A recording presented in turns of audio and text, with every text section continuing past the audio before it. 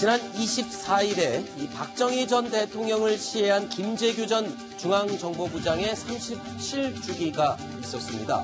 자, 그런데 김재규의 변호를 맡았던 안동일 변호사가 이날 김재규 묘소를 참배했다고 하는데요. 안동일 변호사, 김재규의 변호를 잠깐 맡았던 그런 인물이죠? 그렇습니다. 어떻게 하다가 이 김재규의 변호를 맡게 됐습니까? 당시 이게 국선 변호사였다고 합니다. 네. 이제 국선 변호사 자격으로 잠시 이 김재규 씨를 이렇게 변호를 한 인연이 있다고 하고요. 이제 그 이후에 이 국민들께서 기억하실 만한 이제 큰 사건으로는 1983년에 대도 조세영 씨를 변호를 했고요. 네. 1989년에는 칼기 폭파범인 이 김현희를 변호하기도 했다고 합니다. 네. 당시 안동일 변호사가 어떻게 해서 김재규의 변호를 맡게 됐었는지 본인의 입으로 설명한 내용이 있습니다. 들어보시죠.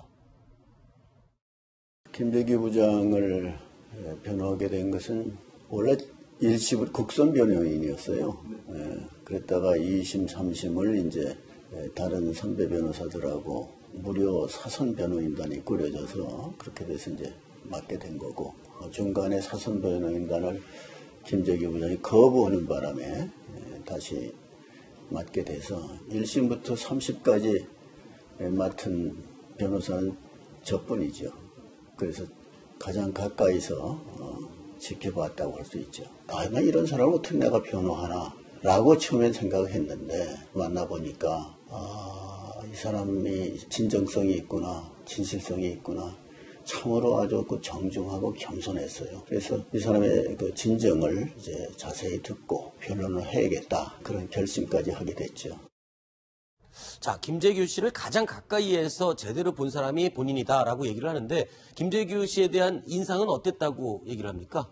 네, 김재규 당시 중앙정보부장의 간경화를 오래 앓고 있었어요. 네. 그래서 간경화 때문에 이제 얼굴이 거의 새카맸고 사실상 사형을 받지 않았어도 간경화로 아마 죽었을 거다 이런 얘기까지 나왔었던 겁니다. 네. 근데 이제 키는 그렇게 크지 않았다고 하네요. 네. 160cm 남짓이니까 박정희 대통령과 큰 차이가 없는 키였고, 그리고 이제 재밌다는 게 아니라 좀 특이한 점은 전기 고문을 받아서 피하 지방에 뻘겠다.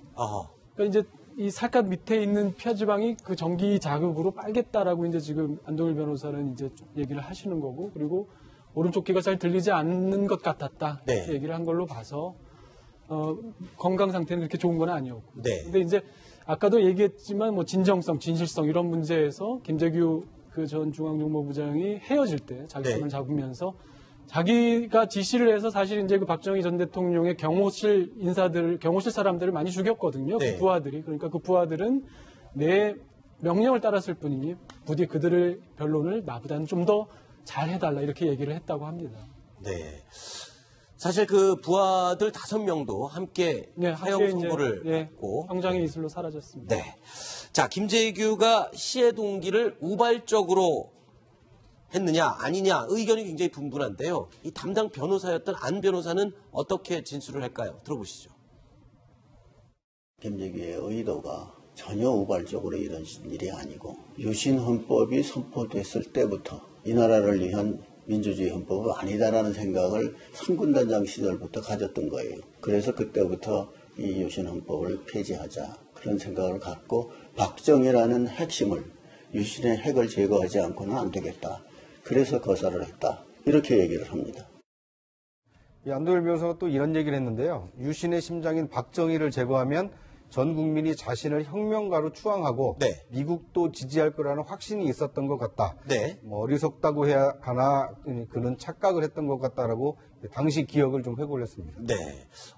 근데 이제 저 말은 사실 이제 그러니까 당시 이제 신군부 수사에서도 나왔던 얘기랑과 연결이 되는데요. 사실상 김재규 당시 중앙정보부장이 어떻게 보면 혁명을 하려고 했다라는 그런 뜻인 것 같아요. 그러니까 이렇게 해서 하면 국민들은 나를 지지하고, 그리고 국민들이 지지하는 나를 미국 정부도 인정할 수밖에 없으니 내가 이 나라를 어떻게 하면 좌지우지할 수 있을 것 같다. 이제 이런 식으로 사실 신군부 수사에서도 사실은 집권의 야욕이 있었다고 그렇게 수사 결과를 발표했었던 거고, 어떻게 보면 저 대목에서 안동일 변호사도 김재규 전 중앙정보부장의 그 진정성과 진실성은 있음에도 한켠에서는 개인적인 어떤 집권욕, 내지는 권력욕 이런 것이 있었던 것 같다. 이렇게 보는 것 같습니다. 네.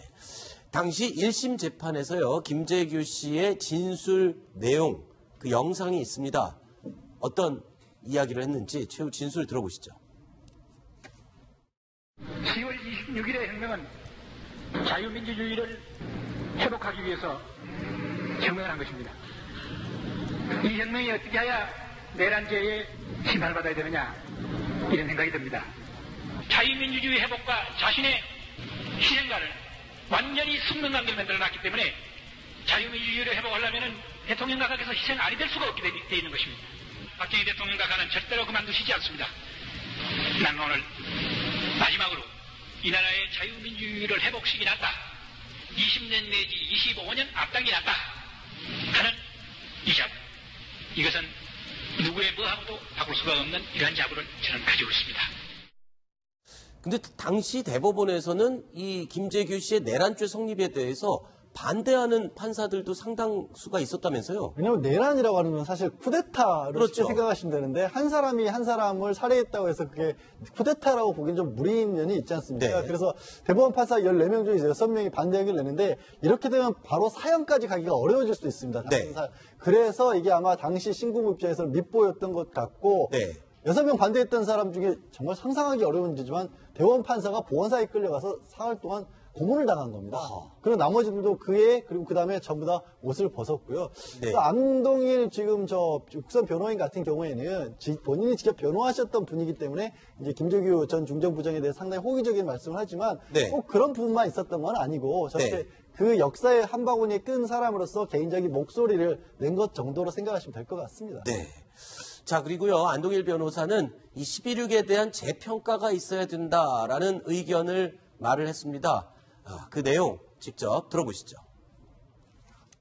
헌법재판소에서 박근혜 대통령이 파면되지 않았습니까? 그때 어떤 정치인이 그렇게 얘기하시더라고요.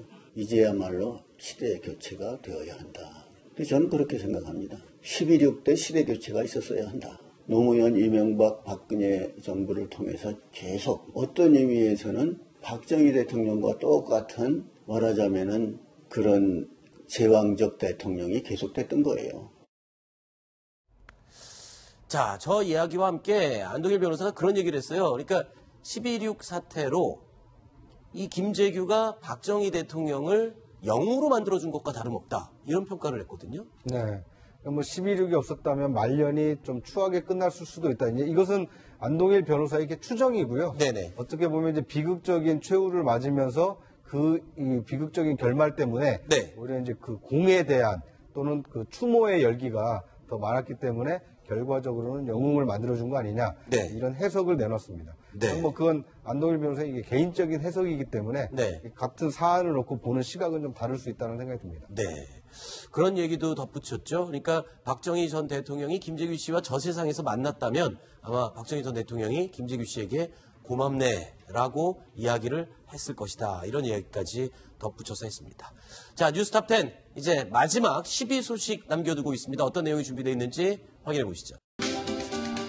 자, 지한파인 줄 알았는데 알고 보니까 혐한파다. 자, 무토 전 주한 일본 대사가요. 혐한성 제목의 책을 출판했습니다. 자, 제목부터가 아주 자극적이고 출판을 앞두고 있습니다. 제목부터가 아주 자극적이고 그냥 드러내놓고 노골적으로 한국에 대해서 이 혐한 감정을 드러내고 있죠. 네, 맞습니다. 책 제목 자체가 한국인으로 태어나지 않아 좋았다. 이런 어떻게 보면 도발적인 제목을 달고 있습니다. 네. 그런데 지금 그 무토 전 주한대사 같은 경우에는 저 똑같은 내용의 글을 올해 2월에 온라인에 한번 올렸었습니다. 그래서 조금 논란이 됐었는데 지금 저 책을 또 내는 겁니다. 네. 그러면서 지금 저 책 내용에 보시면 왜 지금 문재인이냐. 네. 반일을 외치는 대통령에 대해서 일본은 강한 결의로 임할 수밖에 없다. 네. 어떻게 보면은 지금 취임한 지 한 달도 되지 않은 대통령을 향해서 굉장히 자극적인 발언을 쏟아내고 있는 겁니다. 그러네요. 그러면서 저 내용에다가는 저런 글도 썼습니다. 과거에 문재인 대통령을 만났을 때 북한 문제만 머리에 있었다. 어허. 선심으로 지지를 얻으려 하겠지만 실패할 것이 분명하다.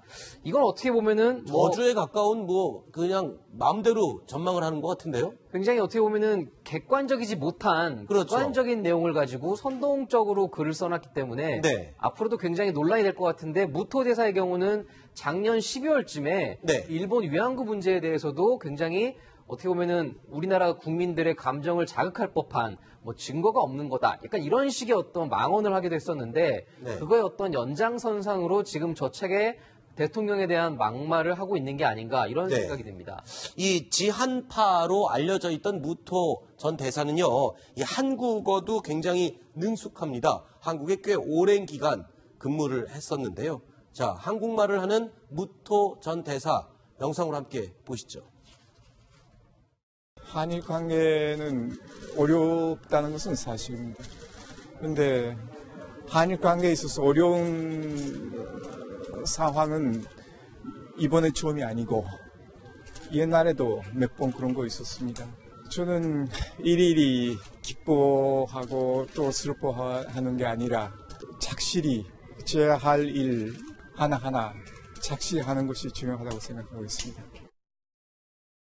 자, 이 무토 전 대사, 이 한국에 꽤나 오래 근무했고 우리나라와의 관계도 그닥 나쁘지 않았던 걸로 지금 알려져 있어요. 그렇습니다. 무토 전 대사는 일본 외무성에서 대표적인 지한파. 네. 그래서 일본 외무성 내 이른바 코리안 스쿨의 수장이라고 알려져 아하. 있는데요. 1975년에 처음 그 주한 일본 대사관의 서기관으로 부임을 하면서 그 이후에 참사관, 공사, 부대사, 대사를 각각의 관계를 모두 밟아서 나가서 2010년에 대사가 됐을 때도 상당히 우리나라 정부로서는 상당히 반겼던 그런 인물입니다. 네. 특히 이제 대표적인 한국통이라고 했는데, 근데 이제 올해 이제 아까 저런 책을 쓰고 올해 2월에 이제 인터넷이나 이런 칼럼을 쓴 것에 대해서 네. 이 국내 외교관들 사이에서는 이 무토 전 대사가 한국통인데 한국이라는 것이 일본 외무성에서 갖고 있는 그 위상으로 따지면 네. 미국, 중국, 그다음에 UN, 그다음에 EU, 그 다음에 이제 한국 정도. 물론 이제 북한이 있기 때문에 상당히 긴밀하긴 하지만 네. 그런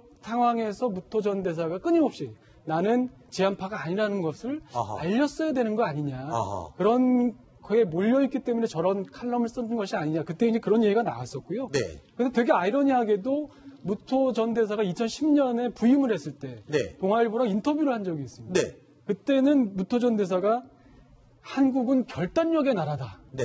대단히 칭송을 한 거죠. 물론 이제 현직 대사이기도 하지만 네. 지금 말한 것처럼 지금 이번에 책이나 칼럼에서 나왔던 내용처럼 한국인이 이성 대신 감성에 휘둘리는 그런 모습을 보이는 것이 아니라 대단히 결단력 있는 나라다. 나는 1975년에 처음 한국에 부임했을 때 새마을 운동을 보고 그 새마을 운동의 결과에 대해서 상당히 감명을 받았고 네. 그다음에 지도자들과 기업들이 그러한 결단을 통해서 지금의 이 나라를 만들어 온 것에 대해서 대단히 결단력 있는 나라라고까지 한 분인데 이렇게까지 어떤 상황인지 또는 자신의 개인적인 어떤 입지 때문인지 무엇인지 모르겠으나 이런 글을 썼다는 것에 대해서 상당히 좀 씁쓸한 마음을 감출 네. 수가 없겠네요. 그러니까 이게 뭐 겉다르고 속다른 것인지 아니면 이제 저 책으로 봤을 때는 한국민들한테는 굉장히 못마땅한 내용이지만 네. 일본 자국민들에게는 어떻게 보면 박수받을 만한 내용일 수도 있거든요. 어허. 그게 자신의 어떤 정치적 야망과 연결이 돼 있는 건지 다음 일본 의회 진출을 염두에 두고 있는 행보인지 그런 것까지 좀 따져봐야 될 것 같습니다. 네. 그리고 전 대사의 책이긴 하지만 저거에 대해서 너무 이렇게 일희일비하는 것도 네. 이렇게 바람직하지는 않는 게 아닌가. 저는 개인적인 생각인데 네. 일본에서 대사까지 지낸 사람이 자국으로 돌아가서 자국 책을 낼 때는 저런 식으로 한국을 바라보고 있었구나. 네. 그러니까 속내는 겉으로 얘기하는 아까 앞서 민 처장께서 얘기한 것처럼 겉으로는 한국에 대해서 결단적으로 굉장히 높이 평가하는. 네. 그래서 어떻게 보면 이제 외교적인 언사일 수 있는 거거든요. 그 외교적인 언사 뒤에 숨어 있는 이 속내는 뭘까? 네. 이런 것을 좀 짚어봐야 된다. 네. 교훈으로 삼았으면 하는 바람입니다. 자, 무토 전 대사는 문재인 대통령에 대해서 비판적이고 좋지 않은 평가를 내렸지만, 자, 문재인 대통령에 대한 국정 수행 설문조사에 대해서는 결과가 아주 좋게 나왔죠? 네, 맞습니다. 최고의 지지율이 나왔죠? 국정 수행에 대해서? 네, 지금 매주 지금 최고치를 경신하고 있는데 네. 지난주 5월 셋째 주에 조사했을 때는 81.6%였던 긍정평가가 이번 주 5월 넷째 주에는 84.1%까지 올랐습니다. 네. 어떻게 보면은 정권 초반에 당연히 소위 말하는 허니문 기간이라는 게 있는데 네. 그런 기간들이 지금 이어지고 있는 게 아니냐 뭐 이런 식으로 관측을 내놓기는 한데 지금 고비는 아마 인사청문회가 될 것 같습니다. 이낙연 국무총리 후보자를 비롯해서 앞으로 줄줄이 발표된 인사 내각에 대한 어떤 검증 과정에서 네. 지금 문재인 대통령에 대한 국정수행 평가가 달라질 수 있느냐 아니면 이대로 순풍을 달고 순항을 하느냐 네. 여기에서 판가름이 날 것 같습니다. 일단은 뭐 인사 이 검증 과정에서 나오는 잡음들이 아직은 국정수행 이 지지율에는 반영은 안 되고 있는 것 같아요. 영향을 받지는 않는 것 같습니다. 그렇죠? 네, 아직 아무래도 낭만 사례는 없었고 그렇죠. 비록 위장 전입이랄지 어떤 이런 여러 가지 의혹들이 나오긴 했지만 실질적으로 후보자에서 낭만 사례가 아직 나오지 않았기 때문에 네. 거기에 대한 어떤 긍정 평가는 반영되지 않은 걸로 보입니다. 네. 그러니까 이제 높아진 지지율이 어떻게 보면 정권에게는 좀 부담이 될 수 있습니다. 어떤 부분에요? 그러니까 저건 이제 지지하는 것이 네. 80%를 넘었다는 것은 그만큼 이제 국정 운영에 탄력이 받았다 이렇게 볼 수도 있지만 그렇죠. 그걸 좀 뒤집어서 생각을 해보면 많은 국민들에게 85점 이상의 이 국정 수행 성적표를 계속해서 돌려드리지 않으면 네. 언제든지 지지를 철회하게 되면 지금 지지율에서 이제 떨어지는 일밖에 안 남았거든요. 네. 저 지지율이 뭐 100%를 돌파해서 200, 300으로 갈 수 있는 게 아니기 때문에 네. 어떻게 보면 문재인 대통령에 대한 기대감이 큰 만큼 네. 그만큼 국정을 잘 운영해야 되는 부담도 좀 커졌다. 네. 이런 점도 좀 염두에 둘 필요가 있어 보입니다. 네. 자, 국정수행에 대한 지지율이 높은 문재인 대통령. 자, 그 인기 때문일까요? 자, 자선 바자회에 김정숙 여사와 문재인 대통령의 생필품들, 옷까지 뭐 이런 것들이 경매로 나왔다면서요? 지난 주말에 광주에서 열린 경매였습니다. 한 네. 재능기부센터에서 김정수 여사가 찾아가서 문 대통령의 양복이라든가 김정수 여사가 사용했던 뭐 핸드백 같은 거 이런 네네. 것들을 몇 가지를 내놨고 한 70가지 정도를 내놨고요. 네. 너무 많은 사람들이 경매에 응하는 바람에 아하. 다 팔리진 않고 한 20가지 정도만 팔았고 나머지는 6월에 또 한다고 하는데 네.